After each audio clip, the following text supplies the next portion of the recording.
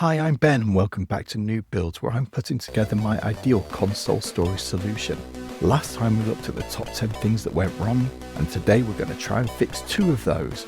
First of all, we're going to look at the power situation. As we know, the power isn't quite enough to feed everything. This screen won't fully boot up. This beautiful ferrofluid visualizer doesn't even work. Fluid doesn't move around. And the sad thing is, that screen there doesn't boot at all, and that fan doesn't spin around. So, the culprit is this. Let's take everything out of there. I think it's just not supplying quite enough power. So, now that everything's unplugged, I'm going to turn off the supply from the mains.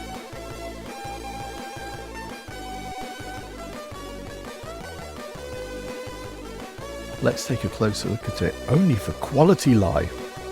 I'm not sure. Only delivers 8 amps across the whole thing. So here's a new one that I bought. Let's get this thing unboxed. Let's hold it upside down for you to look at. But look at that, individual little power things on each one. That's going to do it, okay. 12 volts. Okay, let's get everything plugged back in there. And then we can turn it on and see if it solves the problem. Oh, look at those glowing LEDs. And yeah, we can see that everything is already starting to work. Look at that. The screens are up and running. Mario's running about. That screen works. Woohoo! Ferrofluid's working. And the fans are spinning, which means we can move on to part 2. Those fans were not really operating well. Someone told me I needed a fan speed controller in order to push more juice into those fans. So that's exactly what I went out and got, super cheap, from our friendly mega corporation that sells everything. Let's see if I can open this guy up. Comes with a cable, that's cool. And there's the unit itself. Lovely little switch with a dial so I can adjust the amount of power. That'll plug into the fans, and there is the USB. Okay. I think we're good. Let's get going with this. To get this going really well, what I want to do is understand how much through flow we're getting already inside the box with the standard fan setup.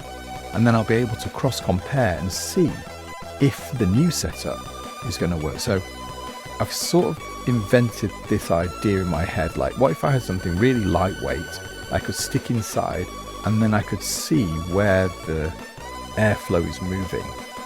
Sort of like they do in wind tunnels for vehicles and things like that. So I've got this very lightweight tissue paper that I'm going to slice up into small pieces. I'm going to lay them across this cotton thread here. I've stuck the thread down so they won't move about. And now I'll be able to take some more tape and stick each one of those things down. This is a fiddly job, and it actually took me quite a while to get this done, so look at it in super fast forward and it's going to be far more comfortable for you, but I'm really hoping this is going to work and show me something good. So now I'm just securing them, and there we have this long thin piece of string, very lightweight cotton, ready to stick into the box. And if I stick it across both sides fairly taut, just got to get that piece up, then I should be able to see when I turn the fan on how much airflow is moving through and how it's affecting it, right? So there we go, there's my little wind tunnel. Just got to unwind the cord from the fan and plug it into things. I'll put the RGB on as well because it looks nice. Alright, and let's see, and you can see those things, I mean, they're being disturbed by the fan, but they're not really moving. And when I close the door, or when I open the door, you can see it does affect the through flow a little bit, not a huge amount. I'm going to swap out this switch for fan speed controller. Pretty straightforward. It's just going to plug straight into the same USB power source that this switch was plugged into. And then I just, there we go, pop in the fan. And now when I turn it on, it works. But also I can turn it up and instantly you can see, yes, there's a lot more flow, especially when I open the door. Look, those things are being sucked all the way backwards.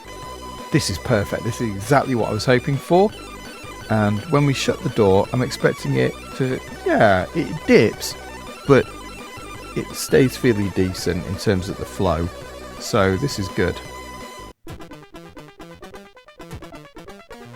And the nice thing about it is the speed is variable, so I can crank it all the way up, I can turn it down, and I think in the future I might be able to add a temperature-based controller, so we're not burning energy the whole time.